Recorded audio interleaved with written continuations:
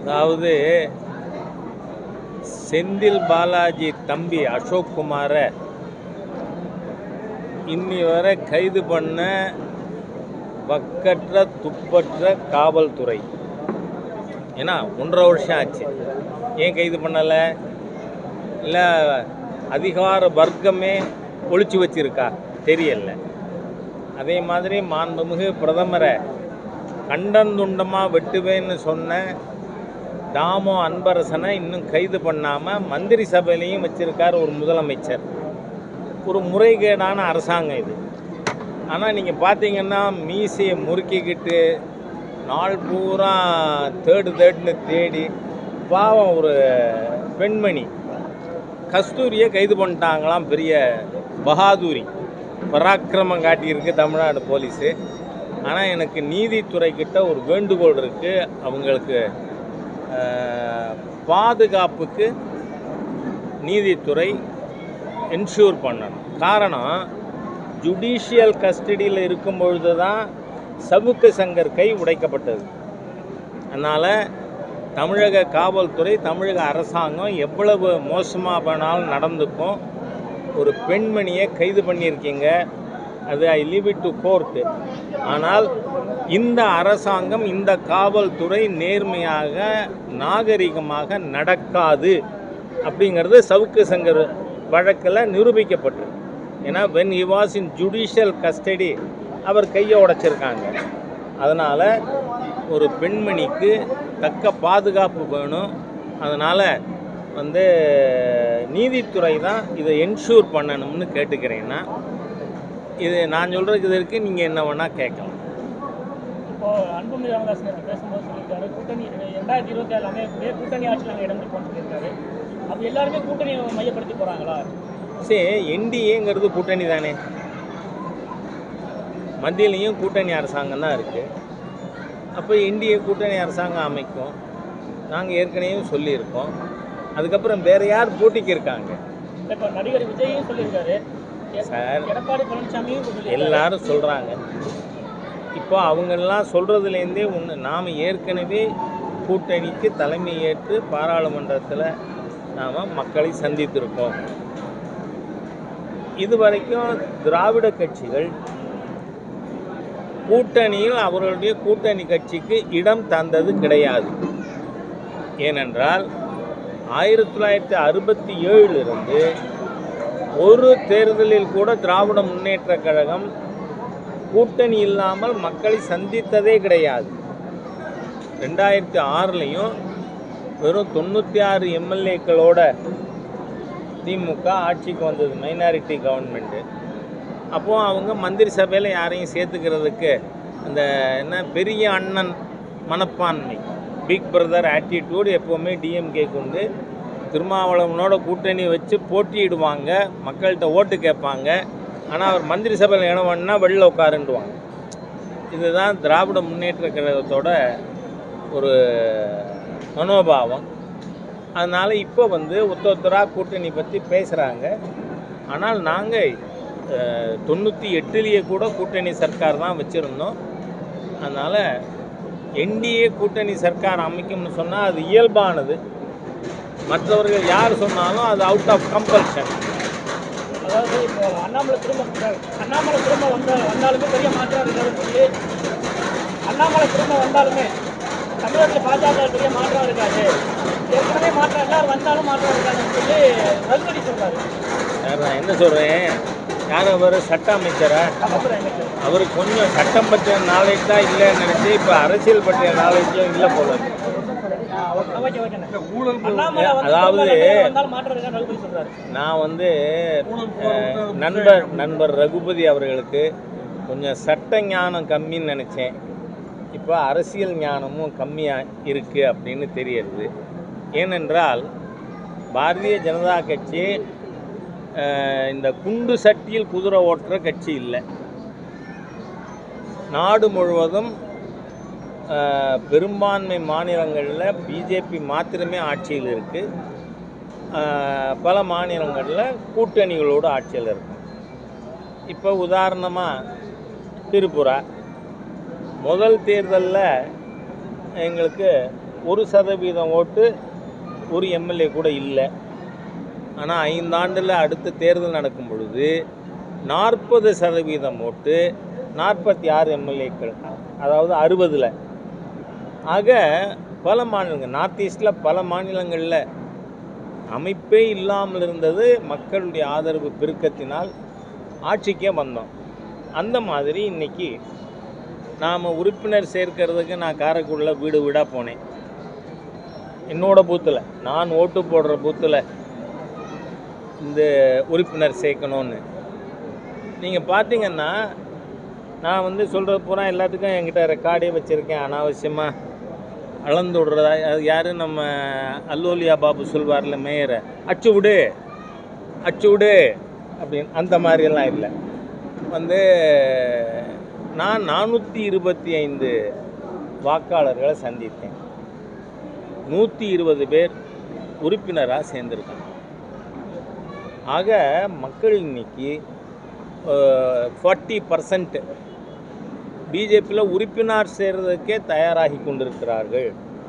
அதனால் அவர் ரகுபதி நண்பர், அவர் என்ன வேணால் பேசலாம், பாவம். ஏன்னா அவர் வந்து அம்மான்னு இருந்தார், இப்போ ஐயா சின்னையான்னு போயிருக்காரு. என்ன பண்ணுறது?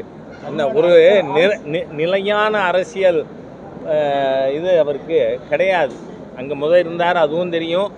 அப்புறம் இங்கே போய் ஐயா இருந்தது, அப்புறம் இப்போ நீ சின்னையாவும் சேர்த்து சொல்லணுன்ட்டு ஒருத்தர் டெப்யூட்டி சிஎம்மா குட் ஃபார் நத்திங் பர்சன் அவரை போட்டிருக்காங்க.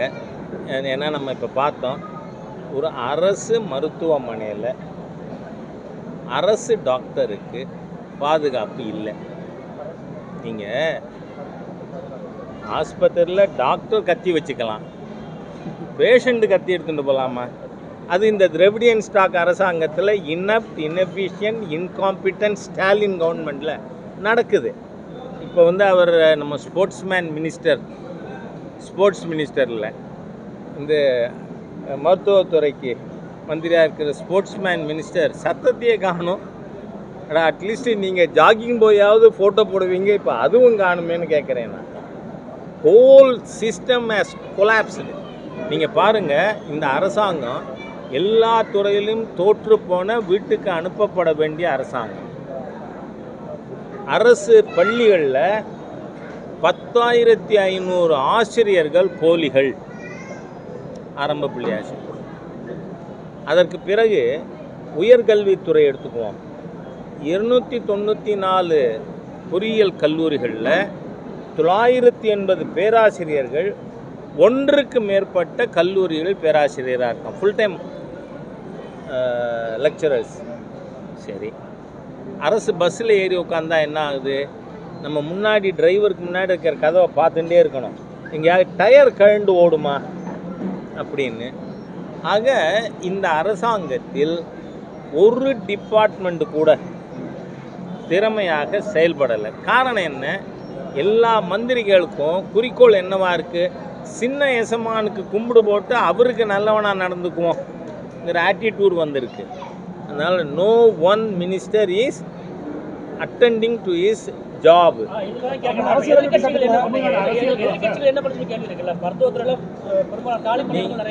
நீங்கள் நான் அதுக்கு வரேன், அதை செய்ய வேண்டியதை நான் செய்யணுமா, சர்க்கார் செய்யணுமா? என்ன பொறுப்பு இருக்குது? சத்தேருங்க எல்லாரும் கொஞ்சம் என்ன பொறுத்துக்கணும். நான் கேட்குறத, இவர் என்ன திராவிடியன் ஸ்டாக்கா என்னன்னு தெரியலை எனக்கு. ஆனால் நான் கேட்குறேன், எதிர்கட்சிகள் சுட்டி காட்டலாம். மானங்கட்ட அரசாங்கமே மானத்தோடு செயல்படு கேட்கலாம். நாங்கள் திறமை இல்லாத அரசாங்கமே திறமையோடு செயல்படு கேட்கலாம். நாங்கள் வந்து நியமனம் பண்ண முடியுமா டாக்டர்ஸை? இன்றைக்கி நீங்கள் மாண்புமிகு பிரதமர் மோடி அவர்கள் வந்ததுக்கப்புறம் தான் 11 மருத்துவக் கல்லூரிகளுக்கு அனுமதி கொடுத்துருக்கோம்.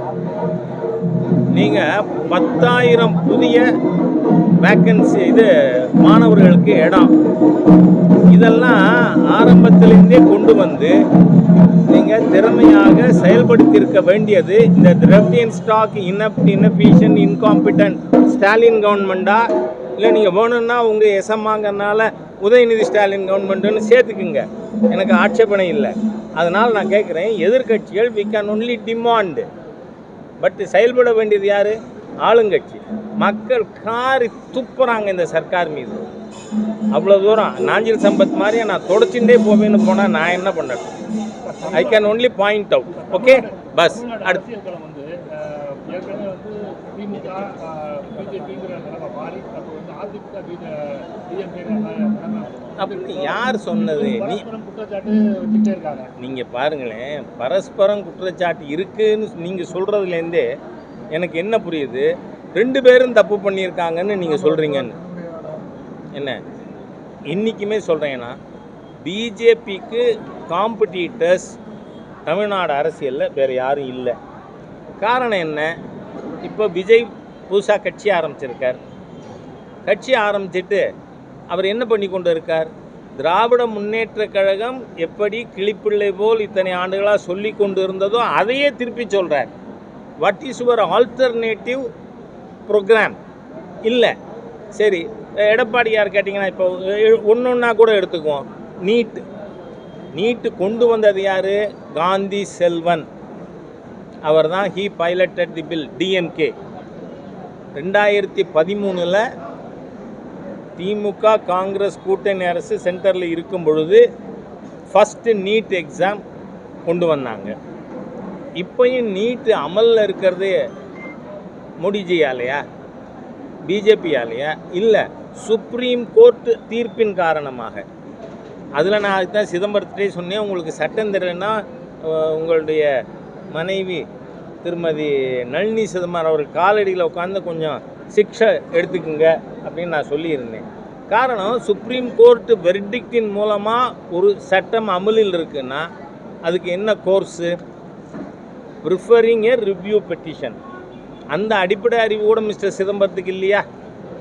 ஆக இது எதில் எல்லாத்துலேயுமே அன்ரீசனபிளி. நான் என்ன சொல்கிறேன், மோடிஜி சர்க்கார் கொண்டு வந்திருந்தால் ஒரு விஷயத்தை நீங்கள் பேசலாம், எல்லாரும் மத்திய அரசாங்கத்தை குறை சொல்லலாம். இல்லை, உச்ச நீதிமன்ற தீர்ப்பின் மூலமாக. சரி, உச்ச நீதிமன்ற தீர்ப்பில் ஒரு மாநிலத்துக்கு மாத்திரம் எக்ஸம்ஷன் கொடுக்க முடியுமா? கொடுக்க முடியாது. ஒன்று வச்சுக்கிட்டால் அப்படியே எல்லாருக்கும் வச்சுக்கணும், இல்லை எல்லாருக்கும் ரத்து பண்ணிடணும். சரி, எல்லாருக்கும் ரத்து பண்ண முடியுமா? இப்போது எல்லா மருத்துவக் கல்லூரிகள்லேயும் 15% சீட்ஸு சென்டர்ஸ் கோட்டா. அதனால் உத்தரப்பிரதேசத்தில் 15% சீட்டுக்கு தமிழக மாணவர்கள் போட்டியிடலாம், டெல்லியில் போட்டியிடலாம், மத்திய பிரதேசில் போட்டியிடலாம். அப்போ இவர்கள் எந்த மதிப்பெண்ணின் அடிப்படையில் அங்கே சேர முடியும்? அப்போ யூ நீட் ஒன் எக்ஸாமினேஷன். அதுக்காக சரி, ஜிப்மரில் சேரணும் தமிழ்நாட்டுக்காரங்க, அப்போ அதுக்கு என்ன, தனி எக்ஸாம் எழுதணும். இப்படி தான் இருந்தது. 2006 2007 இந்த மாதிரி ஒவ்வொன்றுக்கும் ஒரு பரீட்சை எழுத வேண்டிய நிர்பந்தம் இருந்தது. அதனால் நீட்டுங்கிறதே ஏன் கொண்டு வந்தாங்க? அறிவார்ந்தவர்கள் கொண்டு வந்தது நீட்டு, அறிவற்றவர்கள் எதிர்ப்பது நீட்டை. அந்த மாதிரி தான் இவர்கள் எல்லாருமே குண்டு சட்டியில் குதிரை ஓட்டுகின்ற கும்பல். அது பிஜேபிக்கு யாரும் எதிர் சக்திங்கிறது பொலிட்டிக்கலி இல்லை. நடிகர் விஜய் வந்து பாஜகவோட சி டீம் ரகுபதி சொல்றாரு. அப்போ ஏற்கனவே ஏ டீம் சொன்னாங்க, விஜய் சி ஆக்கிட்டாங்க.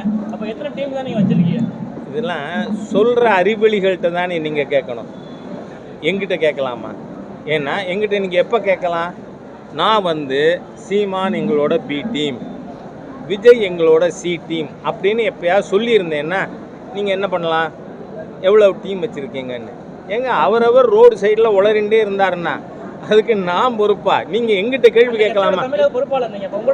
கரெக்டு, நான் இருக்குன்னு நான் சொன்னால் தானே நீங்கள் கேட்க முடியும். கொஞ்சம் be little intelligent in pudding questions to me. காரணம், நான் சொல்லலையே, யாரோ ஒருத்தர் ரோட்டில் போகிறத வந்து யானா இருக்கட்டும், சட்டத்துறை அமைச்சராக இருந்தால் அவர் அறிவாளியாக இருக்குன்னு ஏதாவது இருக்கா? நான் ஏற்கனவே சொல்லியிருக்கேன், அறிவாளிங்க பேரில் கீழே இருக்கீங்கனாலே நீங்கள் அறிவாளின்னு அர்த்தம் இல்லைன்னு. அதனால் நான் பி டீம் சொல்லலை, நான் சி டீம் சொல்லலை. அவங்க ஏதோ உளறிட்டு இருக்காங்க, நான் எப்படி அதுக்கு பொறுப்பு? எங்கிட்ட எப்படி நீங்கள் கேட்கலாம்? சார், மதுரை அதிமுக ரெண்டுமே மக்கள் நலனுக்காக இல்லை அப்படின்னு சொல்லி மதுரை உயர்நீதிமன்றம் புத்தி வச்சிருக்கு. மதுரை உயர்நீதிமன்றம் உண்மைதானே? இவங்க 2 பேரும் நீங்கள் வந்து திராவிட முன்னேற்ற கழகம்னா ஒரு 10-12 குடும்பம், லூட்டு பண்ணுறதுக்காக இருக்கிறது. நீங்கள் அதே தான் நீதிமன்றம் அதிமுக அமைச்சர்களும் மேலேயும் குற்றச்சாட்டு இருக்குது அப்படிங்கிறனால சொல்லியிருக்காங்க. அவ்வளோதானே. தேர்தலில் திட்டவட்டமாக பாஜக கூட்டணி வேணும்னு சொல்லிட்டாங்க. வரக்கூடிய தேர்தலில் மெகா கூட்டணி அமைத்து தமிழ்நாட்டை தேர்தல் போன்ற நான் சொல்கிறேன், நான் எப்போயாவது உங்களை கூப்பிட்டு நான் அதிமுகவுக்கு மனு போட்டிருக்கேன், கூட்டணி வேணும்னு கேட்டிருக்கேன், அப்படி எப்போயாவது சொன்னேன்னா சொல்லல. அப்புறம் எதுக்கு இந்த கேள்வி எங்கிட்ட? இன்னும் நாங்கள் மனு போட்டு காத்துட்டு இருக்கிற மாதிரி திட்டவட்டமாக அவர் யாரும் சொல்லிட்டாருன்னு we have not applied to anybody. எப்போ அதுக்கு தான் கேட்குறேன் நான். சரி, பத்திரிகையாளர்கள் தயவு பண்ணி கேள்வி கேட்கும் பொழுது ரீசனபிளாக அர்த்தத்தை புரிஞ்சுக்கிட்டு கேளுங்க. புறக்கணிப்புங்கிற கொஸ்டின் எப்போ வரும்? நான் கேட்டு ஒருத்தர் மறுத்தால் புறக்கணிப்புன்னு வரும். என்ன, நான் தான் கேட்கவே இல்லையே. அதோடு இல்லை, 35 வருஷமாக நான் சொல்கிறது தான் இன்றைக்கும் சொல்லுவேன். கூட்டணி பற்றி அகில இந்திய தலைமை தான் முடிவு செய்யும். அகில இந்திய தலைமை என்ன முடிவெடுத்தாலும், ஏன்னா அவங்க எடுக்கிறதுக்கு முன்னாடி எங்களோட பேசுவாங்க, அவர்கள் முடிவெடுத்த பிறகு அதை செயல்படுத்த வேண்டிய இடத்தில் தான் தமிழக பாரதிய ஜனதா கட்சியே இருக்குது, யாராக இருந்தாலும். அதனால் லெட் அஸ் பி கிளியர். புறக்கணிக்குங்கிறத இதுவே கொஸ்டினே நீங்கள் எங்கிட்ட அந்த வார்த்தை எங்கிட்ட பேசப்படாது. இந்திய கட்சி தான் முடிவெடுக்கணும்னு சொல்கிறீங்க. ஆனால் அண்ணாமலை தான் திட்டவட்டமாக அதிமுக கூட்டணி கிடையாது அப்படின்னு சொன்னதே அண்ணாமலை தான். நீங்கள் பாருங்கள், யார் யாரோட கூட்டணி வச்சோங்கிறது தெரியுமில்ல. கூட்டணி இல்லாமல் தான் நின்னமா? ஏன் நீங்களா உங்கள் இஷ்டத்துக்கு மானாங்கானியாக கேள்வி கேட்குறீங்க? அதை ராஜாட்ட பண்ணாதீங்க. ஏன்னா உங்களை நான் 1995 பார்த்துட்டு இருக்கேன். அன்றைக்கி நீங்கள் எத்தனை வயசுன்னு எனக்கு தெரியாது. நான் பத்திரிகை நண்பர்களை பார்க்கறது, ப்ரெஸ்ஸை மீட் பண்ணுறது எத்தனை வருஷமாக? 28 வருஷமாக, 1995லேருந்து. நீங்கள் திடீர்னு யாரோ பேசுகிறாருங்கிறதுக்கு எங்கிட்டலாம் கேட்கக்கூடாது. இந்த தடமும் கூட பிஜேபி கூட்டணி வச்சு தான் நின்னோம்.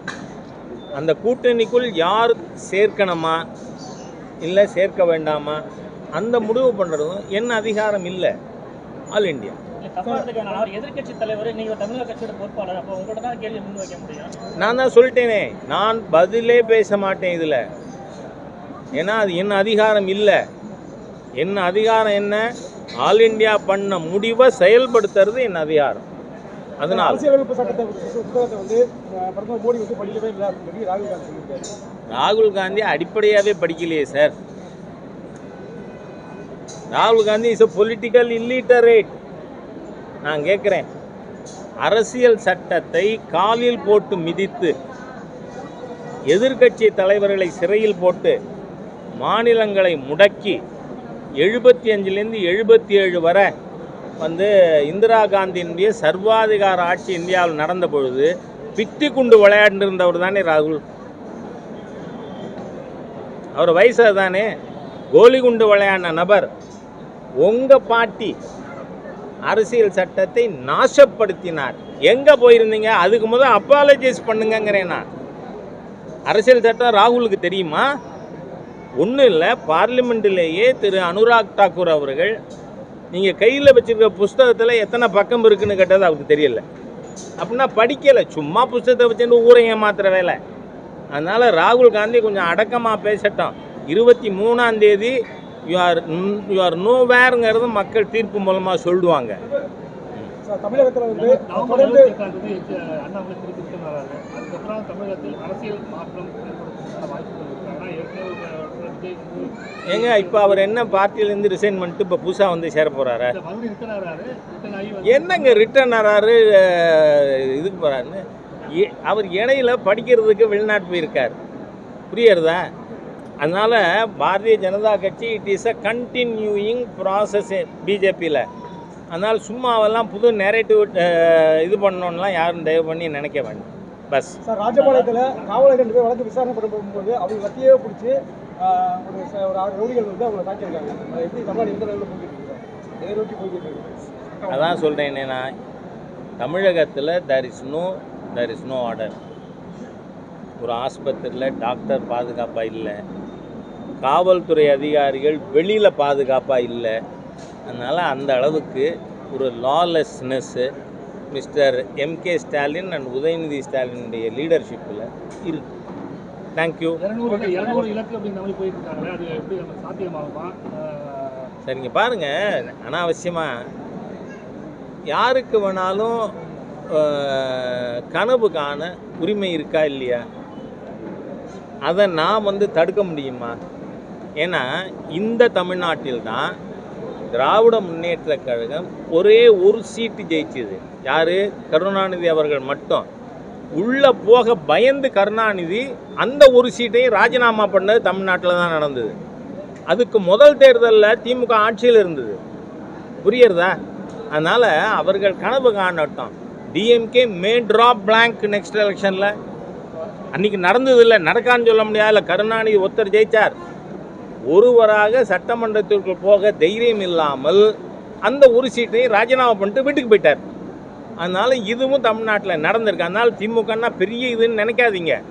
தே may drop blank in the next elections 26ல். தேங்க்யூ. திராவிடம் மட்டும் திராவிடத்துக்கு எதிரான குரல் வலுவாக எழுந்திருக்கு.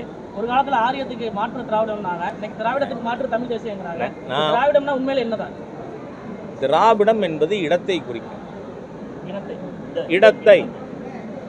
இனத்தை இல்லை. இவன்லாம் முட்டா கூட்டம் சார், முட்டா கூட்டம்.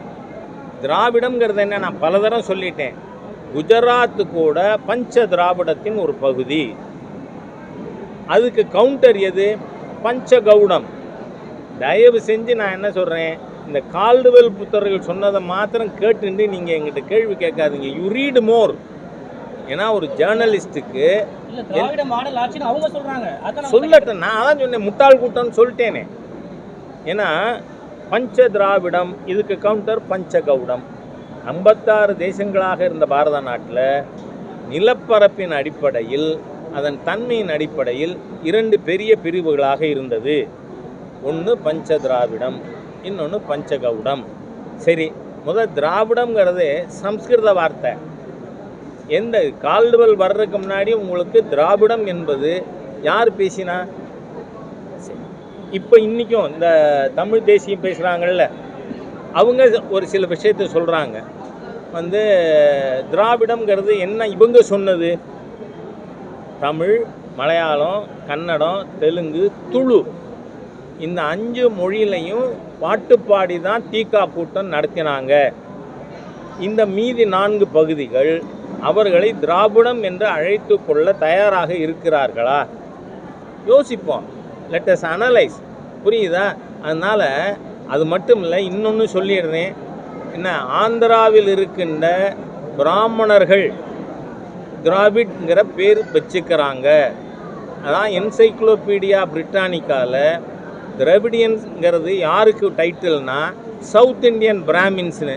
ஆனால் இவர் சொல்கிறார், இவரும் ஒத்துக்கிறாரான்னு தெரியலை எனக்கு, இந்த திராவிடியன் ஸ்டாக். அதனால் let us have in depth analysis of everything. அப்புறம் கேள்வி கேளுங்க, படிச்சுட்டு வந்துடுங்க. ரைட், நல்லது சார். நான் அதுக்கெல்லாம் சீமானுக்கெல்லாம் பச்சை